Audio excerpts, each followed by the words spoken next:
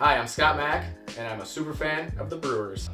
My name is Rob, aka The Butcher, and I am a die-hard Brewers fan. I'm Andrew, and I'm a Brewers super fan. I've been a baseball fan, but I would probably say, I think I was at my first Brewers game when I was 8.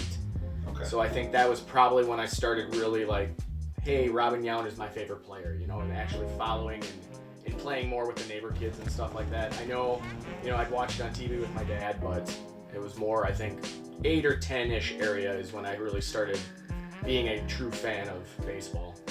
Well, much like most kids, I think, in America, I was exposed to baseball at a pretty young age. I'd say 4 or 5 years old. I was taken to my first experience at County Stadium. Sat in the 400s in the upper deck, and I enjoyed it quite a bit. I didn't fully understand what was going on, but from that day on, I started playing ball. My mom got me into the T-ball, and then the next level would be the coach pitch league, and then there would be the kids pitching to you, and I played every level until I was in high school, played a little bit in high school, and followed the Brewers all throughout. I watched the drought of the 90s years when they were a terrible team, always sitting pretty low in the division. I remember when the team switched to the National League in 1998. That was exciting. I was 7, 8 years old, and my grandma took me we watched the Brewers games at her house, and when I think I was 9, we went to spring training for the first time, and that was when I got my first autographs. I mean, I've always been into autographs, but I kicked it into high gear probably 04. Started going early to games, getting autographs, that kind of stuff. Then I met my buddy Pete, and he had an autograph collection already going. Then we started to go to, way before when they would be getting into the stadium, and we'd get them at the parking lot before they took that away from fans.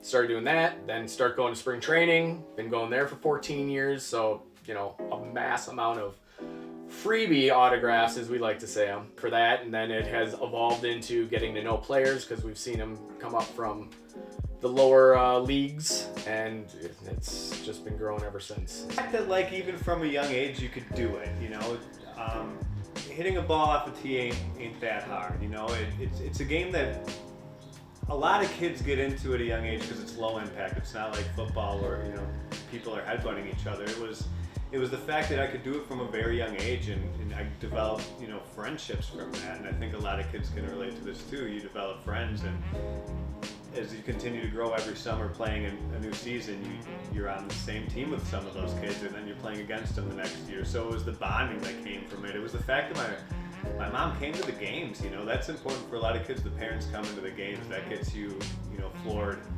They support you. It's exciting. It's something that the whole family can get behind, and it's just a load of fun. You bring the treat. Somebody bring the treats every game. And you enjoy having a little Capri Sun at the end of the game. Really like the way it's played, and the chess match of it all, the managing of it. But I always liked seeing how it was managed. Why aren't they bunting? Why are they doing a squeeze play here? Or what? Just that part of it for me has always been interesting. In 09 is when I started becoming a season ticket holder, doing a 20-game pack. But I would end up still going to 50-plus games, doing road trips. So that was probably about 9 games out of the season. Plus, then it's just, if I was home and they're in town and I have nothing going on, get tickets, go to the game. So I average about 50 to 55 games a year. And then if it's playoffs, you're looking at 60, 70 games. So I guess I wouldn't say it was a memory from a game I was at. It was more the time in 2018 when this team was going to the National League Championship Series against the Dodgers. That's a pretty big moment for me, because we had a team of people that just had passion at that time for the Brewers. We had Jesus Aguilar, we had Orlando Arcia, Braun was still in the mix. This team had a lot of fun, they had a lot of fire, and we were taking on this huge lineup of the Dodgers, this highest paid lineup in all of baseball, and it was this small market team going against them, and it was really cool to. I don't care that they lost. I didn't think they could have beat the Red Sox in the World Series. It was a great series, and it was nice to see our team, actually feeling like we were for real for once.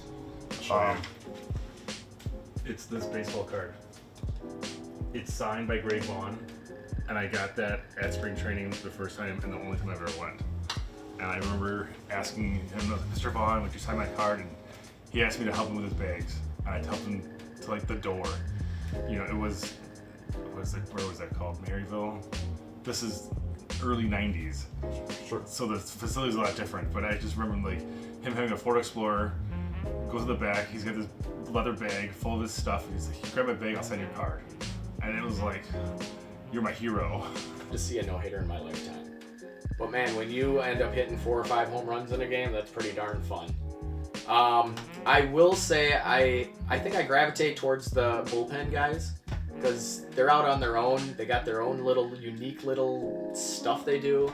And again, that's a lot of the players that I started getting to know because they're way more accessible than Ryan Braun, Christian Yelich's, those kind of guys.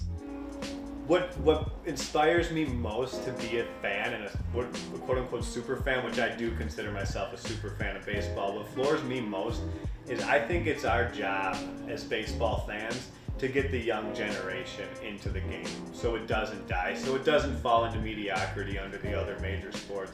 It's our job as fans not to sit there and complain about the pace of play and how bad the game is and how boring it is. It's our job to be excited and to be passionate to these younger kids.